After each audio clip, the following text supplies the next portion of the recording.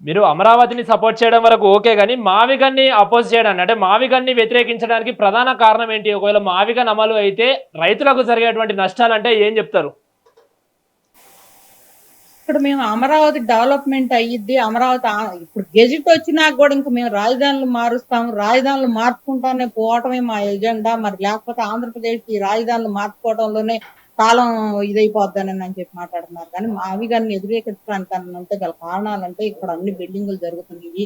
మరి ఇందాక మోహన్ రెడ్డి గారు అన్నట్టు వాళ్ళు 29 గ్రామాలకే పరిమితం కావాలా అని చెప్పి అడిగారు గానీ, మా 29 గ్రామాల వాళ్ళం మాత్రమే అసెంబ్లీకి వచ్చామా? లేకపోతే ఇక్కడ ఇయన్నీ వాడుకున్నామా? హైకోర్టులు మేమే వాడుకుంటున్నామా? లేకపోతే మిగతాయన్నీ కూడా మేమే వాడుకుంటున్నామా? ఇక్కడ మరి కాలేజీల్లో వాళ్ళకి ఎవరి పిల్లలు రావట్లేదా? రాష్ట్ర వ్యాప్తంగా, దేశవ్యాప్తంగా మరి నేపాల్, అండమాన్ నుంచి కూడా వచ్చి పిల్లలు ఇక్కడ చదువుకుంటున్నారే. ఇట్లా చదువుకొని ఇవన్నీ అందరికీ ఉపయోగపడుతుంటే ఆ 29 గ్రామాలు అంటే ఇంత క్రితం రోజుల్లో కూడా మమ్మల్ని ఇట్లా చేసి మా మీద వేయాల్సిన నిందలన్నీ చేసి మమ్మల్ని ఏ రకంగా చేశారో మేము చూసాం.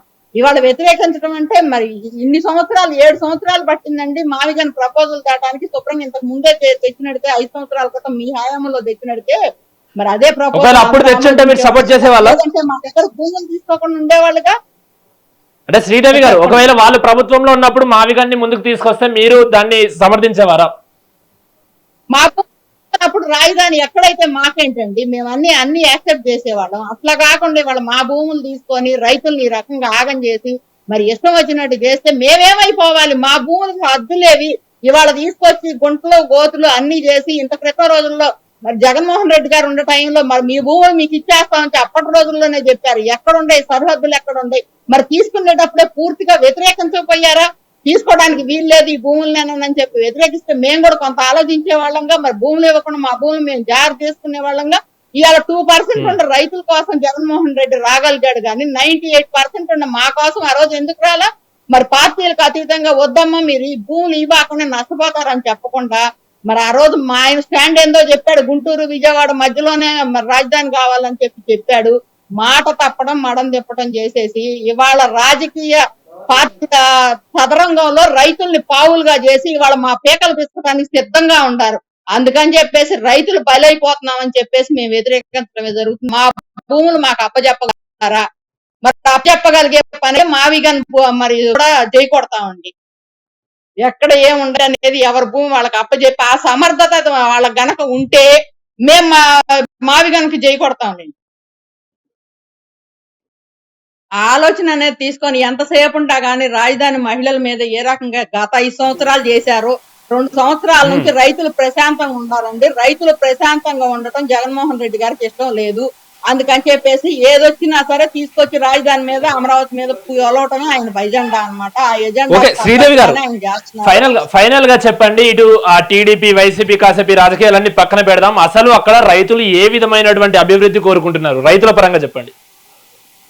ఇవాళ మరి నవనగరాలు నిర్మిస్తామని చెప్పి ఆ రోజు ఏ రకమైన వాగ్దానం చేశారో ఆ నవనగరాలు నిర్మించి రాష్ట్రానికి అభివృద్ధి పదంలో తీసుకెళ్ళమని చెప్పి అంటే ఆ పదంలో నడపమని చెప్పి మేము అందరం అడగటం జరుగుతుంది కానండి. ఇవాళ రాష్ట్ర ఖజానా నుంచి ₹1 కూడా అమరావతికి నిధులు అనేది రాలేదు. అదొకటి మాత్రం మెయిన్ గా గమనించుకోవాలి. రాష్ట్రంలో ఉండే ఆదాయం అంతా తీసుకొచ్చి అమరావతిలో పెట్టాలా అని చెప్పి అమరావతి రైతులను బూచులుగా చూయించేసి ఇట్లా మాట్లాడటం మాత్రం ఇది పద్ధతి కాదని చెబుతున్నాము. ఇవాళ ఏదైతే ఉందో అప్పులే తెస్తున్నారో మరి వరల్డ్ బ్యాంకు, ఏషియన్ బ్యాంకు నిధులతోటే జరుగుతుంది. మరి దానికి కేంద్ర సహాయ సహకారాలు కూడా ఉండయి. అట్లానే జరుగుద్ది, అభివృద్ధి పడుద్ది. అంతేగాని ఇవాళ మేము వచ్చిన 3 సంవత్సరాల తర్వాత మేము మళ్ళీ మావిగన్ పెడతామంటే అప్పటి పరిస్థితులు ఎట్లుండే అట్నే చూసి పెట్టండి. మరి ఇంతకు ముందు రోజుల్లో 3 రాజధానులు పెడతానని చెప్పేసి కనీసం ఎక్కడా కూడా ఒక్క చోట కూడా అభివృద్ధి అనేది లేకుండా 3 ప్రాంతాలనే ఆగం చేసిన ముఖ్యమంత్రి గారు, మాజీ ముఖ్యమంత్రి గారు అనమాట. ఆయన ఈ రకంగా చేసి ఇప్పుడు మళ్ళీ కొత్త రాగం ఎత్తుకున్నాడంటే మరి మేమేం చేస్తామండి? రైతుల్ని సమిధలుగా వాడుకుంటున్నారు. ఏ పార్టీ వాళ్ళైనా సరే రైతుల్ని బలి చేయడానికి సిద్ధంగా ఉంటారు. మా ప్రాంతాన్ని అభివృద్ధి చేసి ఏదైతే మాకు CRDA చట్టం అనేది ఒకటి ఉందో ఆ చట్టం ప్రకారం చేసి అప్పచెప్పమని చెప్పి మేము అడగటం జరుగుతుంది. చెయ్యని పక్షంలో మేము ఏ రకమైన ఇంతకు ముందు మేము కోర్టులకు వెళ్ళి అమరావతిని ఎట్లయితే సాధించుకున్నామో అదే పదంగా ఎవరికైనా సరే మేము కీలేరుకి వాత పెడతానికి సిద్ధంగానే ఉంటామండి. మరి చంద్రబాబు మాట్లాడితే ఏదన్నా మాట్లాడితే చంద్రబాబు తొత్తులు అని చెప్పేసి మాట్లాడుతున్నారు. చంద్రబాబు గారు కానీ జగన్మోహన్ రెడ్డి గారు ఎవరైనా సరే భూములు తీసుకున్న రైతులకు న్యాయం చేస్తే మేము ఎవరినైనా యాక్సెప్ట్ చేస్తాము. మరి ఒక పార్టీ కొమ్ము కాశారు, లేకపోతే మాట్లాడే వాళ్ళందరూ ఎల్లో పార్టీ అని చెప్పి మా మీద నిందలేయడం జరుగుతుంది. నిన్న అక్కడ గొడవల్లోకి వెళ్ళిన వాళ్ళు కూడా రైతులేనండి, ఏదో పెనమాక భూమి రైతులే ఉంటారు, ఎవరు రౌడీలు అయితే మాత్రం లేరు. దాన్ని మేము మాత్రం పూర్తిగా ఖండిస్తున్నాము. మీరు తీసుకొచ్చిన వాటిల్లో రైతులు లేరు, ప్లస్ మళ్ళీ ఆ 2% ఉన్న రైతులు కూడా వచ్చి మిమ్మల్ని సాధారణంగా స్వాగతం పలికి తీసుకెళ్తే అది వేరే విధంగా ఉండేది.